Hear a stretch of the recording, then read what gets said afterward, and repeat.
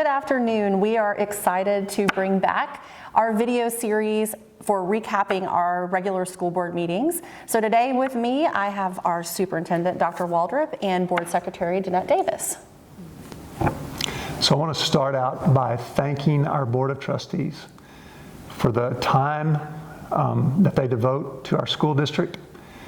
Last night, we had a reception to honor the board because January is Board Appreciation Month.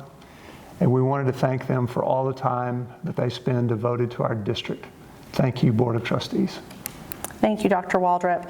So in last night's meeting, I think the biggest issue that we were considering is our school calendar for the 2023-2024 school year. The calendar was approved by the board, and I wanted to just go over some highlights with you all about that calendar. So our academic calendar, first and foremost, is based on the educational needs of our students and staff. So it is meant to, first and foremost, be an instructional calendar. And so when the calendar committee is meeting throughout the district with principals and with teachers and with staff members, they really are looking at it through the lens of what is best for the instructional needs of our students.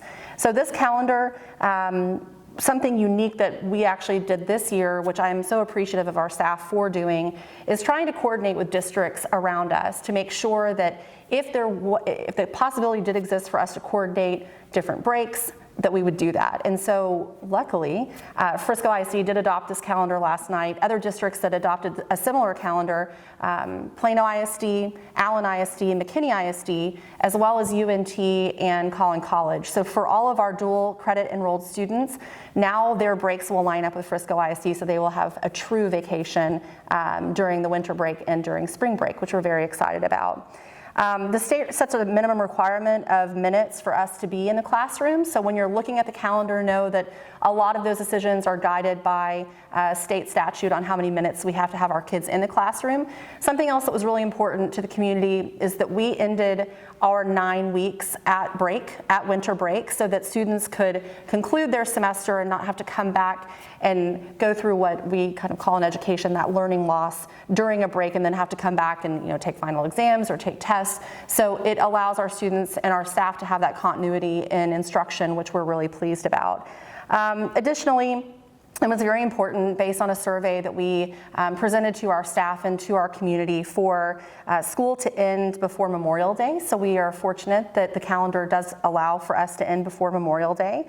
And additionally, we have a couple of unique opportunities that have been a very important component to the educational outcomes for our students and for our teachers, that we really listened to what their needs were, and are bringing back our parent-teacher conference day for our elementary campuses. So on October 6th, that day will be able to be a professional learning day for our secondary campuses, and then a parent-teacher conference day for our elementary schools. So we're very excited to bring that back.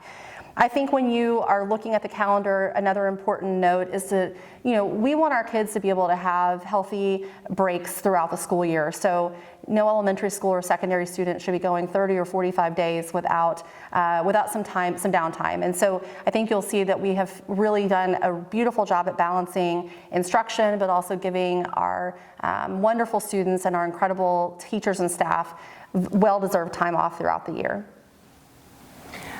Our student recognition took place last night as well during our school board meeting. The Board of Trustees were excited about the honoring of our Reedy volleyball team, as they were the first team ever in Frisco ISD history to advance to state competition.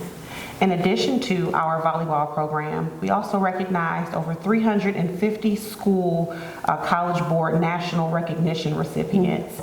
Those students were compiled from the Hispanic, African American, Indigenous, and rural student population. Congratulations to all of these students for their outstanding honor. We thank you so much for watching our recap, and if you have any questions, as always, feel free to email us individually or to email the entire board and leadership team at leaders@friscoisd.org.